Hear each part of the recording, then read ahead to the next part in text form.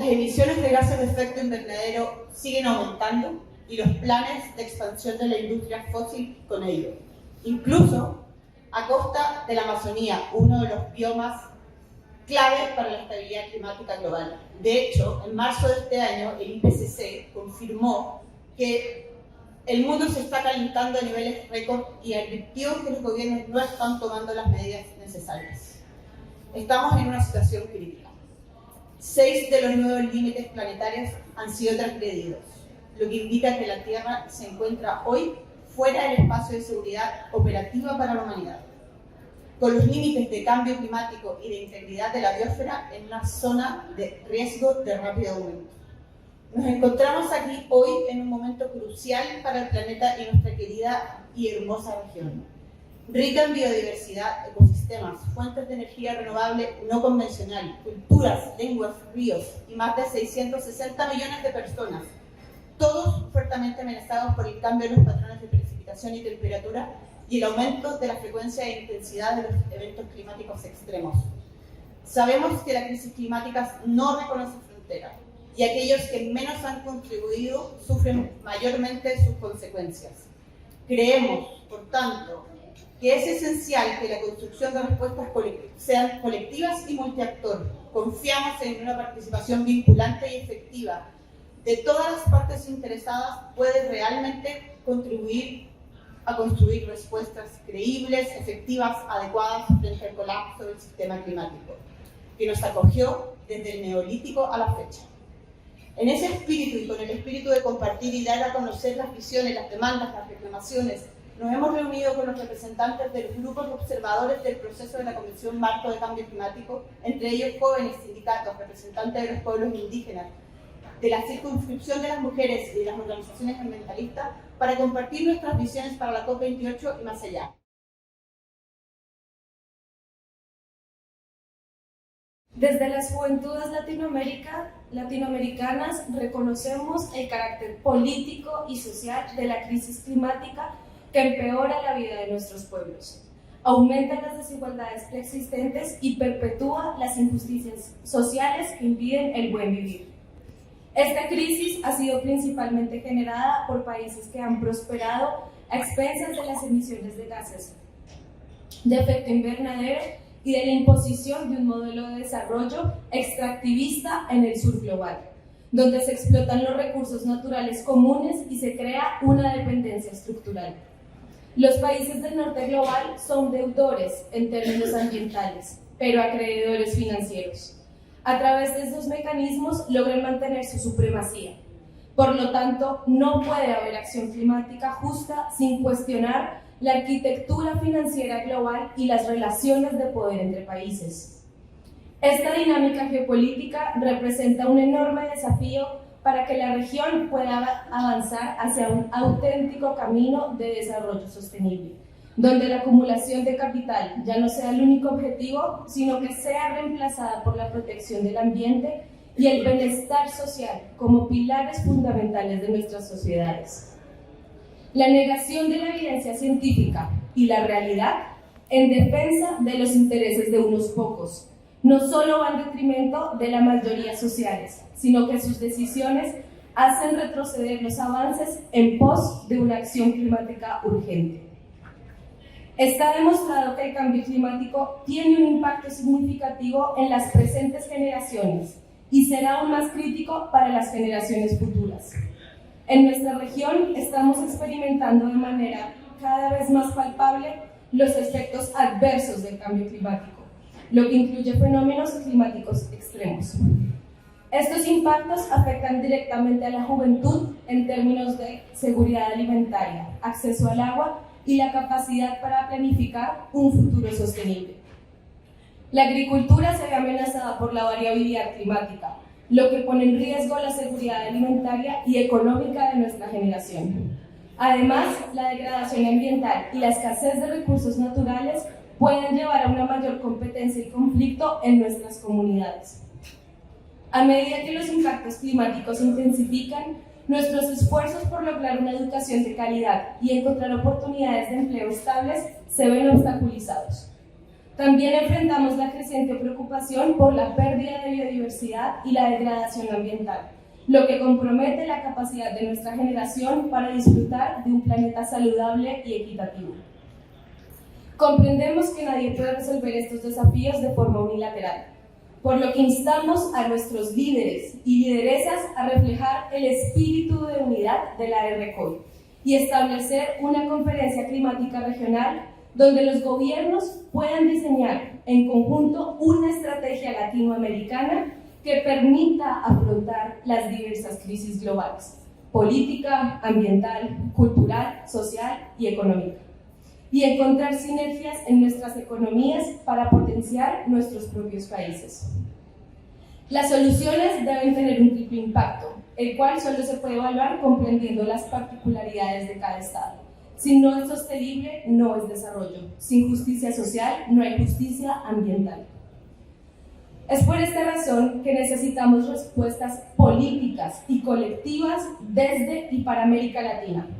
Cuenten con las juventudes latinoamericanas para construir nuevos caminos que nos permitan llegar a un mundo justo e inclusivo, que ponga por delante la vida. Las juventudes latinoamericanas somos capaces de imaginar y hacer realidad una región donde un nuevo modelo de desarrollo posibilite la construcción de un mundo donde quepan todos los mundos. Los jóvenes ofrecemos nuestro corazón, vocación y dedicación para cambiarlo todo. Hacemos un llamado a la acción dirigido a líderes y empresas con influencia en la región, instándolos a unirse a la lucha por la acción climática. Nuestra principal demanda en materia de pérdidas y daños es la creación de un fondo independiente para este propósito, con una fuerte transparencia y supervisión en el uso de los fondos, además de considerar los conocimientos locales y ancestrales en la gestión de pérdidas y daños. Abogamos por un enfoque transparente, público y participativo en la Red de Santiago, otorgándole a esta entidad un empoderamiento financiero. En lo que concierne a la biodiversidad, América y el Caribe ostentan una vasta diversidad en términos de vida marina, terrestre y cultural, lo cual conlleva una gran responsabilidad en su preservación. Abogamos por la creación de áreas de conservación terrestres y marinas en la región, en apoyo a la iniciativa 30x30 para la protección de los océanos y la conservación de la biodiversidad. La biodiversidad debe ser valorada como parte integral de nuestra identidad latinoamericana y no ser objeto de comercio. En el ámbito de las finanzas climáticas es crucial eliminar las barreras que impiden el acceso de financiamiento para jóvenes y comunidades de toda Latinoamérica para llevar a cabo acciones contra el cambio climático. Los flujos de financiamiento climático no están llegando a las personas más vulnerables, ni a las regiones, ni tampoco a los jóvenes. Exigimos un ajuste de la deuda que no perpetúe las condiciones de desigualdad y que se convierta en un mecanismo de reparación histórica. En cuanto a la transición justa, es imperativo que la transición energética considere la diversidad de los territorios de América Latina y el Caribe, así como sus desafíos, y persiga el desarrollo sostenible desde una perspectiva de justicia con enfoque interseccional. Esto implica la democratización y descentralización del desarrollo energético de la región. La historia es nuestra y la hacen los pueblos y sus juventudes. Latinoamérica y el Caribe es una región biodiversa, multicultural, con perspectivas y modelos que demuestran otro camino para coexistir en armonía con los ecosistemas que aquí se encuentran. Sin embargo, la vigencia del colonialismo sigue estableciéndose en acción como un mecanismo de saqueo, apropiación y aunque este se disfrace de diferentes formas a lo largo del tiempo, su esencia explotadora, acumulativa y opresiva en aras del desarrollo, basado en el crecimiento y prosperidad del norte global, sigue siendo la misma. El contexto de la crisis climática sigue perpetuando la desigualdad y disparidad económica, el aumento de la militarización y hostilidad hacia las organizaciones colectivas, y lo vemos en las calles de Panamá y también lo vemos en los 21 días del paro en Guatemala. Crisis que limita y amenaza los derechos y el bienestar de las mujeres, las personas trans y no conformes con el género y otras identidades marginadas. Las pérdidas y daños permanentes e irreversibles se incrementan con cada día que pasa, arrasando hogares, borrando medios de vida y enterrando el bienestar de miles de personas cuya contribución a esta crisis es mínima. Es momento de que aquellos grandes contaminadores tomen responsabilidad. Es momento de que los países del norte global cumplan con su obligación de pagar reparaciones por los daños de su deuda ecológica, histórica y continuada. Los resultados de la cuarta reunión del Comité Transitorio de Pérdidas y Daños han dejado clara la voluntad del norte: abogar por el Banco Mundial como entidad que acoja el Fondo de Pérdidas y Daños, poniendo en riesgo las garantías de participación de la sociedad civil y el verdadero cumplimiento de su propósito. En contraste, reclamamos con determinación una institución independiente bajo la dirección de la Convención Marco sobre Cambio Climático, que garantice la gobernanza democrática con la participación de las comunidades afectadas. Nos resistimos a la perpetuación de estructuras económicas que nos encadenen a beneficios de los intereses monetarios de algunos pocos. Desde América Latina exigimos una transición justa que abandone las economías extractivistas, especialmente las que dependen de la exploración y explotación de combustibles fósiles. Esta transición no solo debe abandonar las industrias contaminantes y los entornos de trabajo insalubres, sino el modelo económico actual, que es insostenible. En este contexto, las mujeres indígenas, afro, campesinas, trabajadoras, todas en nuestra amplia diversidad, somos agentes claves de cambio y nuestra contribución y participación son esenciales para lograr una transición justa y equitativa. Como parte del programa de trabajo sobre transición justa, abogamos por un sistema de economía de los cuidados que cuestione la división geográfica, racial y de género del trabajo, reconociendo, reduciendo y redistribuyendo el trabajo de cuidados, el trabajo doméstico y el trabajo no remunerado.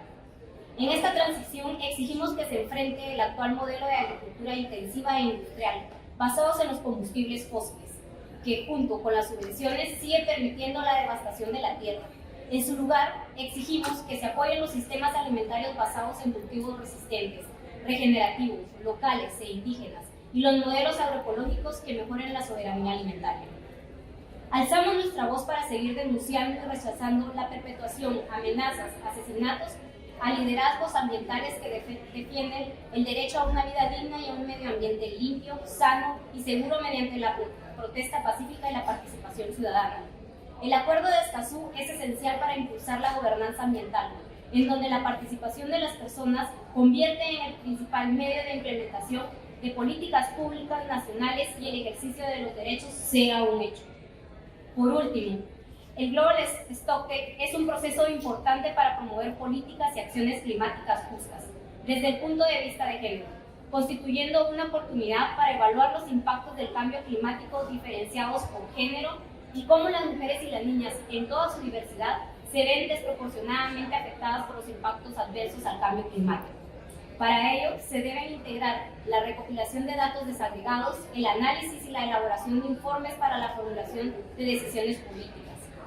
En línea con esto, el Global Stocktake debe garantizar que los medios de implementación como la financiación, la transferencia de tecnología y el fortalecimiento de capacidades tengan en cuenta necesidades y prioridades de las mujeres en toda su diversidad y en todos los grupos marginados. Las negociaciones climáticas deben visibilizar las necesidades de proteger y restaurar los bosques. La región de América Latina y el Caribe tiene una de las tasas de deforestación más altas del mundo, donde la selva amazónica, los bosques centroamericanos y la selva maya son áreas de especial preocupación. Es esencial proponer prácticas sostenibles de uso de la tierra y de derechos de tenencia que contribuyan tanto al medio ambiente como a las comunidades locales, reconociendo, promoviendo y garantizando los derechos humanos, porque no habrá justicia climática sin derechos humanos.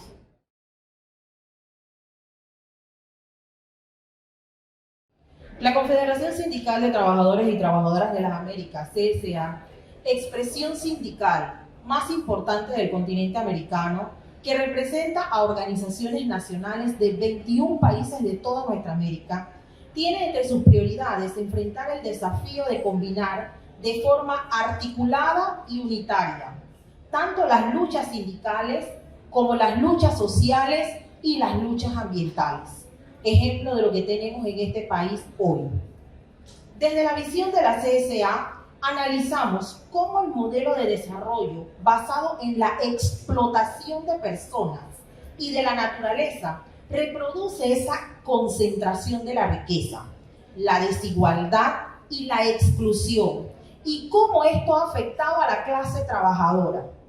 En este sentido, ha construido un posicionamiento sobre la cuestión ambiental y el trabajo, combinando ambos factores, desde una perspectiva que permite identificar ese vínculo entre nosotros, las personas, y la naturaleza, mediado por el trabajo, reconociendo la centralidad de la cuestión ambiental en nuestra acción sindical.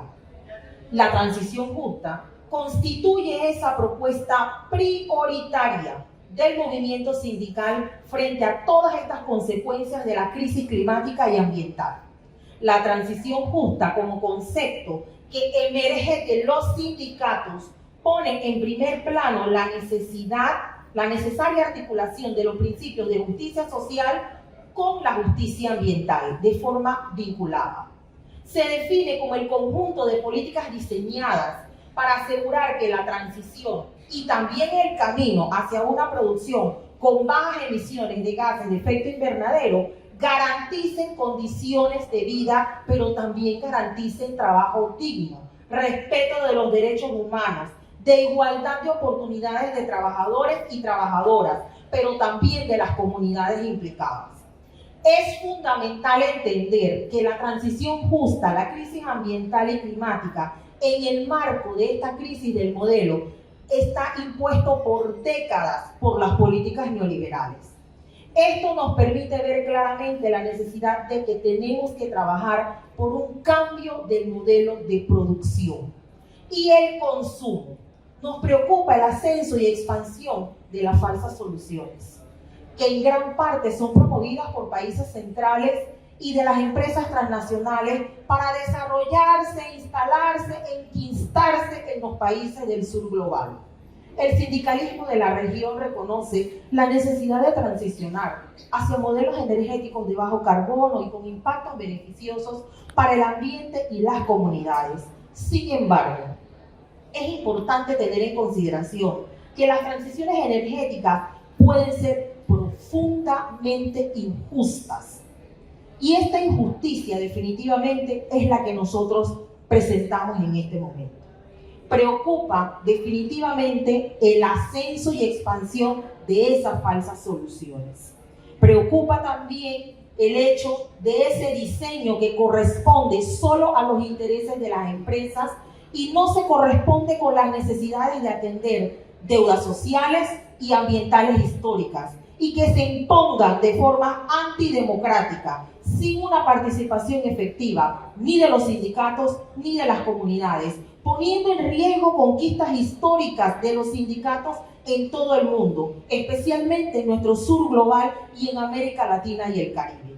Una transición justa es capaz de generar y garantizar trabajo decente, garantiza protección social universal, libertad sindical, negociación colectiva, justicia social, igualdad, equidad de género, soberanía alimentaria y democratización energética, con preservación de los bienes comunes, con la autodeterminación de los pueblos y naciones, en el marco de procesos realmente democráticos y participativos que incluyan al conjunto de todas las partes interesadas.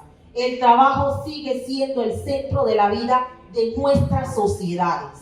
Para el sindicalismo de las Américas y desde la CSA es necesaria una transición verdaderamente justa, basada en un modelo de desarrollo y ambientalmente sustentable, que garantice ese fortalecimiento y ampliación del trabajo decente, con respeto irrestricto de los derechos fundamentales del trabajo.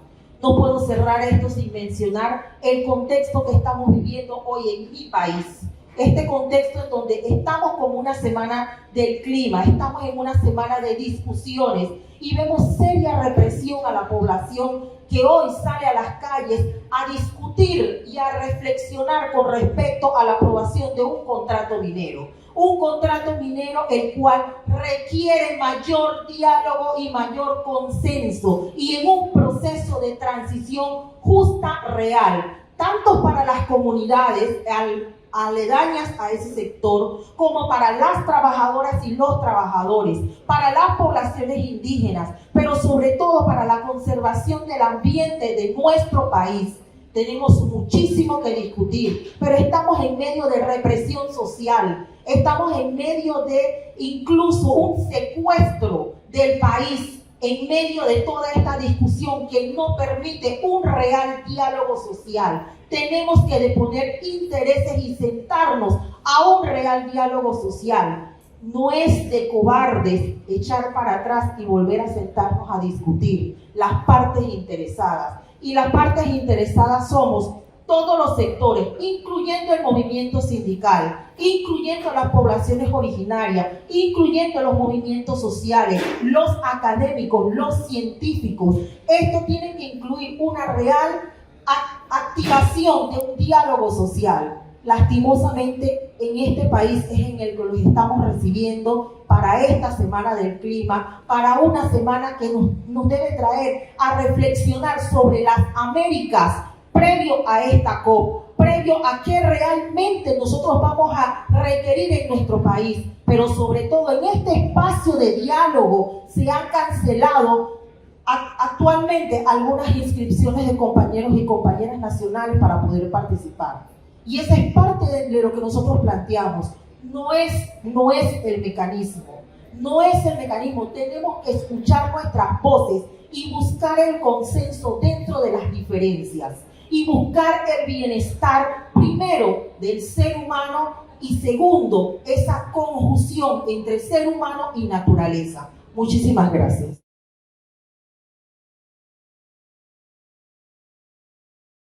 La crisis climática plantea la urgencia de abandonar los combustibles fósiles y transformar los sectores que han permitido el establecimiento del modelo socioeconómico, en especial el sistema alimentario y financiero, con el fin de reducir las emisiones globales de gases de efecto invernadero y limitar las pérdidas y daños que ya sufren nuestras comunidades y pueblos. Según el IPCC, para lograr la meta de mitigación de largo plazo establecida en el Acuerdo de París, las emisiones globales deben ser un 45% menos de las existentes en 2010 al 2030 y 0 al 2050. De no hacerlo, pondremos en riesgo la existencia de todas las formas de vida en el planeta, tal y como las conocemos, incluso nuestra existencia y la de las futuras generaciones. Para resolver la crisis climática necesitamos emprender transformaciones profundas al modelo de distribución, producción y consumo imperante. Es necesario repensar los principios e ideales del desarrollo e integrar elementos que nos muevan del PIB como indicador de bienestar, no solo por sus limitaciones para dar cuenta de las realidades, sino porque ignora otros elementos constitutivos del ser humano, como son la espiritualidad y la relación con la naturaleza, que afortunadamente nuestros pueblos ancestrales no nos dejan olvidar.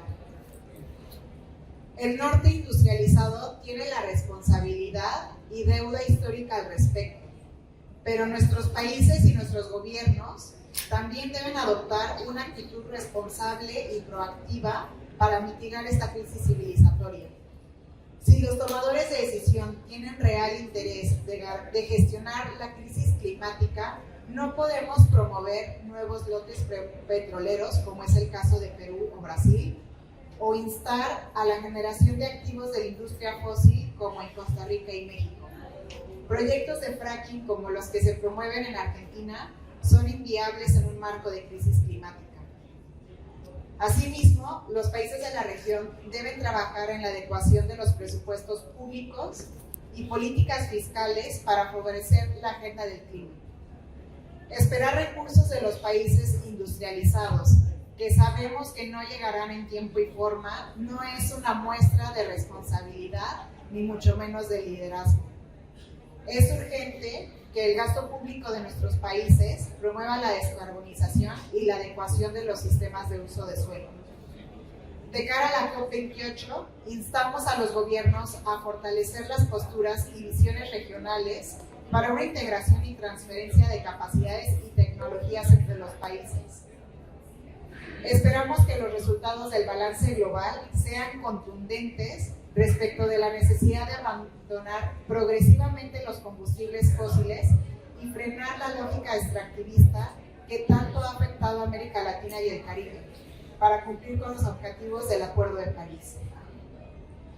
También recordamos a los países que es clave que se acuerde un marco de transición justa, que reconozca injusticias del pasado, que permita compensar y reparar los daños y que ponga las necesidades de las personas y la protección de los ecosistemas en el centro de la toma de decisión.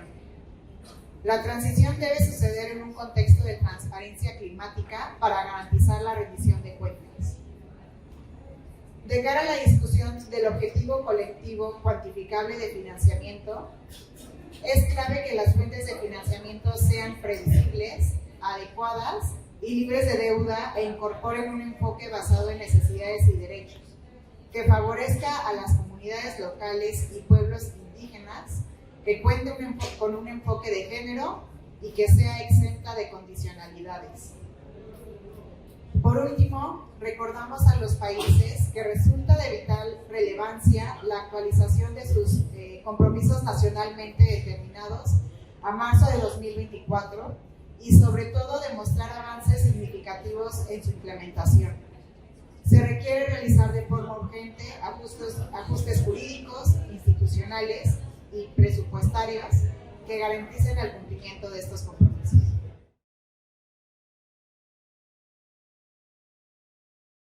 En esta semana climática, líderes y lideresas indígenas de diversos territorios nos unimos a ustedes para abordar la amenaza de la crisis climática. Esta declaración combina las perspectivas de los pueblos indígenas amazónicos, afirmando la importancia de involucrar a los pueblos indígenas en las discusiones climáticas a nivel global. Hay que mantener el diálogo entre gobiernos, pueblos y naciones indígenas y otras partes para establecer mecanismos que orienten las acciones climáticas, mercados de carbono y programas Red+, ya que muchos de estos programas vulneran nuestros derechos. Es necesario salvaguardar los derechos territoriales, culturales y ambientales de los pueblos indígenas y de nuestros hermanos en aislamiento y contacto inicial.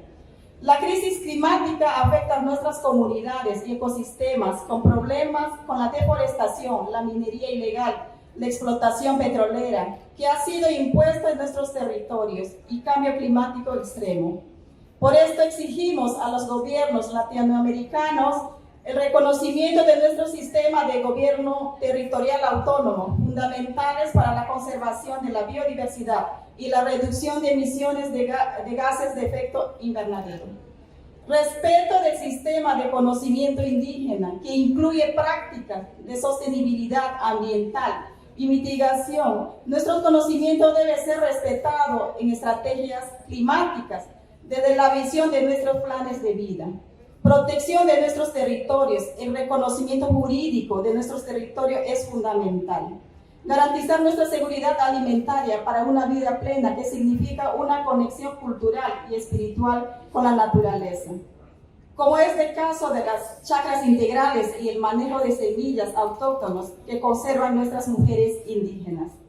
Para la COP28, destacamos la necesidad de que se reconozcan los derechos de los pueblos indígenas en todas las iniciativas climáticas, incorporando nuestras contribuciones en las negociaciones y toma de decisiones. Hemos demostrado la efectividad de nuestro sistema de gobernanza y conocimiento propio en abordar los desafíos climáticos. Hay que proteger los territorios indígenas, implementando medidas efectivas para prevenir y preparar todas las amenazas que los ponen en peligro. Hay que asignar recursos directos a nuestros pueblos y comunidades para la implementación de estrategias de conservación y desarrollo sostenible, que fomenten una existencia armoniosa con la naturaleza. Unámonos para la protección de nuestros pueblos indígenas y territorio, honrando y respetando los derechos y sabiduría de los pueblos indígenas. La Amazonía está a un punto de no retorno. Salvemos la Amazonía. Sin derechos de los pueblos indígenas no hay conservación, no hay protección de la biodiversidad y los bosques. Muchísimas gracias a todos.